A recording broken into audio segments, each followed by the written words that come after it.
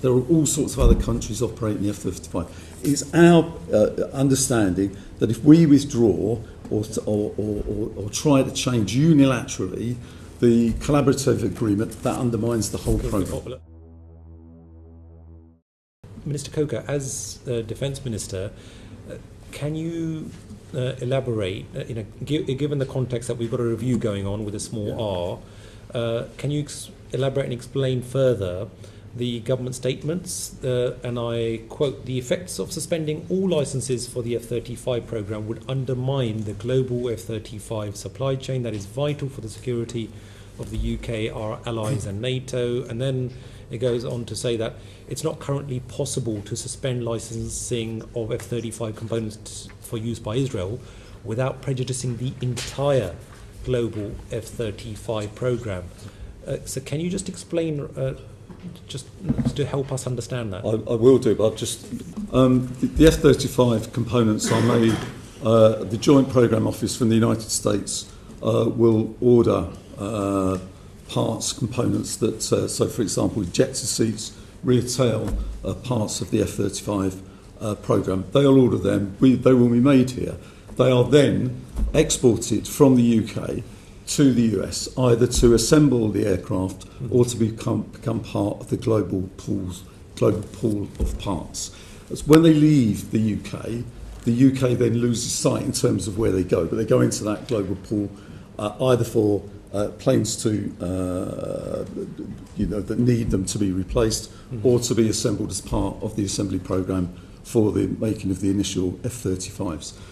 So the reason that we say that is all done as part of an international collaboration agreement. We make parts, other countries make parts. There are 9 partner nations in terms of various parts that are made, and then they're assembled together. That is all done as part of a collaboration agreement. The F-35 is currently, so that is done as an agreement. If one part pulls out, that undermines the whole programme. Now, in terms of the F-35 is currently involved in all sorts of peace and security operations across the globe, not least with respect to defending the border in terms of what's happened in Ukraine.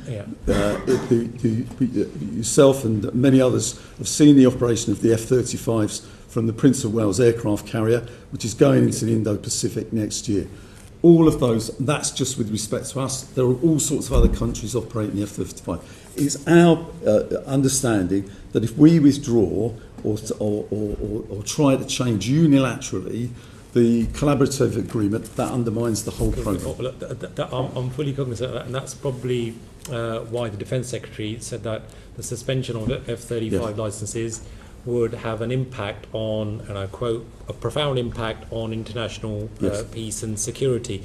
So just to clarify, it's only nuts and bolts and ejector seats that we are sending over to the US for the F-35, nothing else. So it's things like ejector seats, it's things like the rear parts of the tail on the back, batteries, and there are various other parts that go to make up other parts of the aircraft. But the value is something where we estimate the value in terms of what's provided by this country is approximately 15%.